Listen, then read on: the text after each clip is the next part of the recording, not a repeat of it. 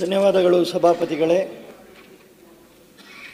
ನನ್ನ ಚುಕ್ಕೆ ಗುರುತಿನ ಪ್ರಶ್ನೆ ಸಂಖ್ಯೆ 896 ಮಾನ್ಯ ಮಹಿಳಾ ಮತ್ತು ಮಕ್ಕಳ ಅಭಿವೃದ್ಧಿ ಹಾಗೂ ವಿಕಲಚೇತನರ ಮತ್ತು ಹಿರಿಯ ನಾಗರಿಕರ ಸಬಲೀಕರಣ ಸಚಿವರಿಗೆ. ಮಾನ್ಯ ಸಭಾಪತಿಗಳ ಉತ್ತರವನ್ನು ಒದಗಿಸಲಾಗಿದೆ. ಉತ್ತರವನ್ನು ಒದಗಿಸಿದ್ದಾರೆ ಸಭಾಪತಿಗಳೇ. ರಾಜ್ಯದಲ್ಲಿರುವ ಅಂಗನವಾಡಿಗಳಲ್ಲಿ ಕರ್ತವ್ಯ ನಿರ್ವಹಿಸುತ್ತಿರುವ ಅಂಗನವಾಡಿ ಕಾರ್ಯಕರ್ತೆಯರು ಹಾಗೂ ಸಹಾಯಕರು ವೇತನ ಹೆಚ್ಚಿಸಬೇಕೆಂದು ಒತ್ತಾಯಿಸಿ ಪ್ರತಿಭಟನೆ ನಡೆಸಿರುವುದು ಸರ್ಕಾರದ ಗಮನಕ್ಕೆ ಬಂದಿದೆ ಅಂತ ಹೇಳ್ತಾರೆ.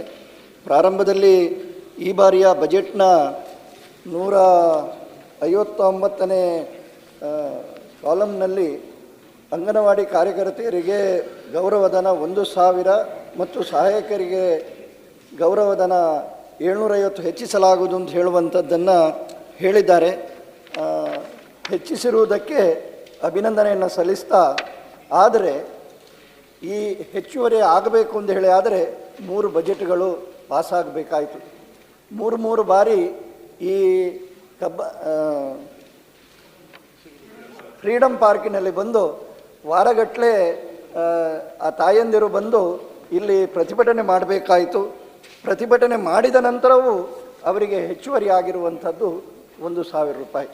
ತಮ್ಮ ಚುನಾವಣಾ ಪ್ರಣಾಳಿಕೆಯಲ್ಲಿಯೇ ತಾವು ಹೇಳಿದ್ದೀರಿ, ಅಂಗನವಾಡಿ ಕಾರ್ಯಕರ್ತೆಯರ ವೇತನವನ್ನು 11,500ದಿಂದ 15,000ಕ್ಕೆ ಹೆಚ್ಚಳ, ಮಿನಿ ಅಂಗನವಾಡಿ ಕಾರ್ಯಕರ್ತೆಯರ ವೇತನ 7,500ದಿಂದ 10,000 ಹೆಚ್ಚಳ ಮತ್ತು ವಿಶ್ರಾಂತಿ ವೇತನ ರೂ 2 ಲಕ್ಷ. ನಾವು ಹೇಳುವಾಗ ಹೇಳ್ತೇವೆ, ರಾಜ್ಯದ 37 ಲಕ್ಷ ಮಕ್ಕಳ ಆರೈಕೆ ಮತ್ತು ಕಲಿಕೆಯಲ್ಲಿ ಮಹತ್ತರ ಪಾತ್ರ ವಹಿಸುತ್ತಿರುವ ಅಂಗನವಾಡಿ ಕಾರ್ಯಕರ್ತೆಯರು, ಅವರಿಗೆ ನಾವು ಈ ಚುನಾವಣಾ ಪ್ರಣಾಳಿಕೆಯಲ್ಲಿ ಹೇಳಿದಷ್ಟನ್ನೇ ಹೆಚ್ಚಿಗೆ ಮಾಡಿದರೂ ಕೂಡ ದಿನಕ್ಕೆ ಸಿಗೋದು 500 ರೂಪಾಯಿ ಸಭಾಪತಿಗಳೇ. ಅದರ ಮೇಲೆ ಅವರಿಗೆ ಬರೀ ಅಂಗನವಾಡಿ ಕಾರ್ಯಕರ್ತೆಯಾಗಿ ಆ ಕೆಲಸವನ್ನು ಮಾತ್ರ ಮಾಡ್ತಾ ಇರುವಂಥದ್ದಲ್ಲ, ಅವರು ಸರ್ಕಾರದ ಬೇರೆ ಬೇರೆ ಯೋಜನೆಗಳಲ್ಲಿಯೂ ಅವರ ಸೇವೆಯನ್ನು ಅನುಷ್ಠಾನದ ದೃಷ್ಟಿಯಲ್ಲಿ ಉಪಯೋಗ ಮಾಡ್ತಾರೆ. ಇಲ್ಲಿ 5,000 15,000 ಮಾಡ್ತೇವೆ ಅಂತ ಹೇಳುವಂಥದ್ದನ್ನು ಹೇಳಿದ್ದೀರಿ. ಹಾಗಾಗಿ ಈ ಬಜೆಟ್ನಲ್ಲಿಯೇ ಅದನ್ನು ಯಾಕೆ ಹೆಚ್ಚಿಗೆ ಮಾಡಬಾರದು ಅಂತ ಹೇಳುವಂಥದ್ದು ವಿವರಣೆಯನ್ನು ಕೊಡಬೇಕು ಅಂತ ನಾನು ಸಚಿವರಲ್ಲಿ ಕೇಳಿಕೊಳ್ತೇನೆ. ಮಾನ್ಯ ಸಭಾಪತಿಗಳೇ, ಸದಸ್ಯರು ಪ್ರತಾಪ್ ಸಿಂಗ್ ನಾಯಕ್ ಅವರು ತುಂಬ ಹಿರಿಯರು. ನನ್ನ ಅಂಗನವಾಡಿ ಕಾರ್ಯಕರ್ತರು ಮತ್ತು ಸಹಾಯಕರ ಬಗ್ಗೆ ಭಾಳಷ್ಟು ಕಾಳಜಿಯನ್ನು ವಹಿಸಿದ್ದಾರೆ. ಹೌದು, ನಾವು ಚುನಾವಣಾ ಪೂರ್ವ ನಮ್ಮ ಒಂದು ನಮ್ಮ ಪುಸ್ತಕದಲ್ಲಿ ನಾವೇನು ಪ್ರಣಾಳಿಕೆ ಅಂತ ಹೇಳ್ತೀವಿ, ಅದರಲ್ಲಿ ಅಂಗನವಾಡಿ ಕಾರ್ಯಕರ್ತರು ಮತ್ತು ಸಹಾಯಕಿಯರಿಗೆ ಈ ರೀತಿ ನಾವು ಮಾಡ್ತೀವಿ ಅಂತ ಹೇಳಿ ನಾವು ಭಾಷೆಯನ್ನು ಕೊಟ್ಟಿದ್ವಿ. ಇದು ಸಿದ್ದರಾಮಯ್ಯನವರ ಸರ್ಕಾರ ಕೊಟ್ಟ ಭಾಷೆಯನ್ನು ಖಂಡಿತವಾಗ್ಲೂ ಉಳಿಸ್ಕೊಳ್ಳುತ್ತೆ. ತಮ್ಮ ಗಮನಕ್ಕೆ ತರಲಿಕ್ಕೆ ಬಯಸ್ತೇನೆ ಸಭಾಪತಿಗಳೇ, 2017ರಲ್ಲಿ ಅವತ್ತಿನ ಇಂದಿನ ಮುಖ್ಯಮಂತ್ರಿಗಳೇ ಆವತ್ತು ಮುಖ್ಯಮಂತ್ರಿಗಳಾಗಿತ್ತು ಸಿದ್ದರಾಮಯ್ಯ ಸಾಹೇಬ್. ಅವತ್ತು 2,000 ರೂಪಾಯಿ ಗೌರವಧನವನ್ನು ಅಂಗನವಾಡಿ ಕಾರ್ಯಕರ್ತರಿಗೆ ಮತ್ತು 1,000 ಗೌರವಧನವನ್ನು ಸಹಾಯಕಿಯರಿಗೆ ಆವತ್ತಿನ ಕಾಲದಲ್ಲಿ ಮಾಡಿದರು. ಅದು ಆದಮೇಲೆ ಏನು 4 ವರ್ಷ ತಮ್ಮ ಸರ್ಕಾರನೂ ಇತ್ತು ಮಾನ್ಯ ಸದಸ್ಯರು, 1 ರೂಪಾಯಿಯನ್ನು ಕೂಡ ತಾವು ಹೆಚ್ಚಿಗೆ ಮಾಡಲಿಲ್ಲ. ಹೌದು, ಪ್ರಣಾಳಿಕೆಯಲ್ಲಿ ನಾವು ಭಾಷೆಯನ್ನು ಕೊಟ್ಟಿದ್ದೇವೆ, ನಾವು ಖಂಡಿತವಾಗ್ಲೂ ವಚನ ಬದ್ಧ ಇದ್ದೇವೆ, ನಾವು ಮಾಡ್ತೀವಿ. ಆದರೆ ಇದು ಕೇಂದ್ರ ಮತ್ತು ರಾಜ್ಯ ಸರ್ಕಾರಗಳು ಎರಡೂ ಕೂಡಿ ಗೌರವಧನವನ್ನು ಕೊಡಬೇಕು.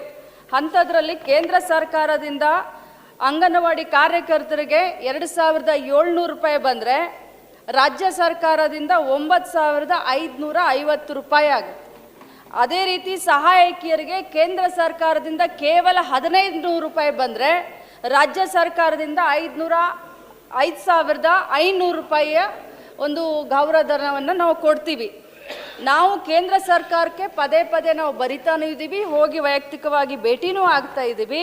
ಕೇಂದ್ರ ಸರ್ಕಾರ ಇನ್ನೂ ಕೂಡ ಅಂಗನವಾಡಿ ಕಾರ್ಯಕರ್ತರು ಸಹಾಯಕರ ಗೌರವಧನವನ್ನು ಹೆಚ್ಚಿಗೆ ಮಾಡಲಿಕ್ಕೆ ಯಾವುದೇ ಒಂದು ಕ್ರಮ ತೆಗೆದುಕೊಂಡಿಲ್ಲ. ಇದು ದೇಶದಲ್ಲಿಯೇ 3ನೇ ಹೈಯೆಸ್ಟ್ ಗೌರವಧನ ಅಂತ ನಾನು ಭಾಳ ಹೆಮ್ಮೆಯಿಂದ ಹೇಳಲಿಕ್ಕೆ ಬಯಸ್ತೇನೆ. ಕೇರಳದಲ್ಲಿ ಮತ್ತು ತೆಲಂಗಾಣದಲ್ಲಿ 14,000 ಇದ್ದರೆ, ಕೇರಳದಲ್ಲಿ 13,000 ಇದೆ, ಕರ್ನಾಟಕದಲ್ಲಿನೇ 12,500 ಗೌರವ. ಇಡೀ ದೇಶದಲ್ಲಿ ನಾನು ಗೌರವಾನ್ವಿತ ಸದಸ್ಯರಿಗೆ ತಮ್ಮ ಮುಖಾಂತರ ಹೇಳಲಿಕ್ಕೆ ಬಯಸ್ತೇನೆ. ಈ ಒಂದು ಗೌರವಧನವನ್ನ ಈ ವರ್ಷ ಬಜೆಟ್ನಲ್ಲಿ 1,000 ರೂಪಾಯಿ ಕಾರ್ಯಕರ್ತರಿಗೆ, 2,000 ರೂಪಾಯಿ ಕಾರ್ಯಕರ್ತರಿಗೆ ಮತ್ತು 1,000 ರೂಪಾಯಿ ಕಾರ್ಯಕರ್ತರಿಗೆ 750 ಸಹಾಯಕರಿಗೆ ಹೆಚ್ಚಿಸಿರುವುದರಿಂದ ಒಂದು ವರ್ಷಕ್ಕೆ 144 ಕೋಟಿ ಅನುದಾನ, ಹೆಚ್ಚಿನ ಅನುದಾನವನ್ನು ನಮ್ಮ ಇಲಾಖೆಗೆ ನಾವು ಕೊಡ್ತಾ ಇದ್ದೀವಿ. ಅದೇ ರೀತಿ ಇನ್ನೊಂದೇನಾದರೂ ಉಪ ಪ್ರಶ್ನೆ ಇದೆಯಾ ತಮ್ಮದು?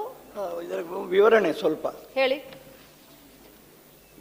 ಇದು ಪ್ರತಿ ಬಾರಿಯೂ ಹಿಂದಿನ ಸರ್ಕಾರ, ಬೇರೆ ರಾಜ್ಯಗಳು, ಕೇಂದ್ರ ಇದನ್ನೇ ನಾವು ಮಾತನಾಡಿ ವಿವರಣೆಯನ್ನು ಕೊಡುವಂಥದ್ದು, ಅಥವಾ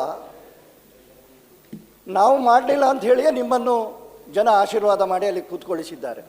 ಆ ದೃಷ್ಟಿಯಲ್ಲಿ ಈಗ ಜವಾಬ್ದಾರಿ ಯಾರದು ಅಂತ ಹೇಳಿ ಕೇಳಿದರೆ ನಮ್ಮದು.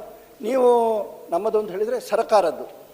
ಇಲ್ಲಿ ಈ ಪ್ರಣಾಳಿಕೆಯಲ್ಲಿ ಹೇಳುವಾಗ ಎಲ್ಲ ನಿಮ್ಮ ಯೋಜನೆಗಳಿಗೆ ಕೇಂದ್ರ ಕೊಟ್ಟರೆ ಮಾತ್ರ ನಾವು ಕೊಡ್ತೇವೆ ಅಂತ ಹೇಳುವಂಥದ್ದು ಏನಾದರೂ ಹೇಳಿದ್ದೀರಾ? ನೀವು ಇದನ್ನು ಬದ್ಧತೆ, ಇದು ಜನರಿಗೆ ಕೊಟ್ಟಂತಹ ಮಾತು, ಅಂಗನವಾಡಿ ಕಾರ್ಯಕರ್ತರಿಗೆ ಕೊಟ್ಟಂತಹ ಮಾತು, ನುಡಿದಂತೆ ನಡೆಯುವಂಥದ್ದು ಅಂಗನವಾಡಿ ಕಾರ್ಯಕರ್ತರಿಗೆ ಅದು ಅನ್ವಯ ಆಗುವುದಿಲ್ವೋ?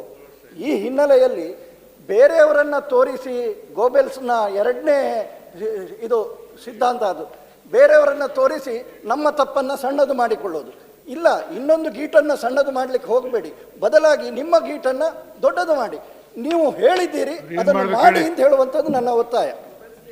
ಖಂಡಿತವಾಗ್ಲೂ ಸದಸ್ಯರಿಗೆ ಹೇಳಲಿಕ್ಕೆ ಬಯಸ್ತೇನೆ, ನಾನು ತಮ್ಮ ತಪ್ಪನ್ನು ಅಥವಾ ತಮ್ಮ ಸರ್ಕಾರ ಕೇಂದ್ರದಲ್ಲಿ 10 ವರ್ಷದಿಂದ 12 ವರ್ಷದಿಂದ ಸರ್ಕಾರ ಬಂದಿದೆ, ಗೌರವ ಧನವನ್ನು ಹೆಚ್ಚಿಗೆ ಯಾಕೆ ಮಾಡಲಿಲ್ಲ ಅಂತ ಆ ಪ್ರಶ್ನೆಯನ್ನು ಹಾಕ್ತಾ ಇಲ್ಲ. ರಾಜ್ಯ ಸರ್ಕಾರಕ್ಕೆ, ಸಿದ್ದರಾಮಯ್ಯನವರ ಸರ್ಕಾರಕ್ಕೆ ಬದ್ಧತೆ ಇದೆ. ಇನ್ನು 3 ವರ್ಷ ನಮ್ಮ ಸರ್ಕಾರ ಇದೆ, ಸುಭದ್ರವಾದಂಥ ಸರ್ಕಾರ ನಡೆಸ್ತಾ ಇದ್ದೀವಿ, ಕೊಟ್ಟ ಭಾಷೆನ ಉಳಿಸ್ಕೊಳ್ತೀವಿ. ಧನ್ಯವಾದ. ಐವನ್ ಡಿಸೋಜಾ.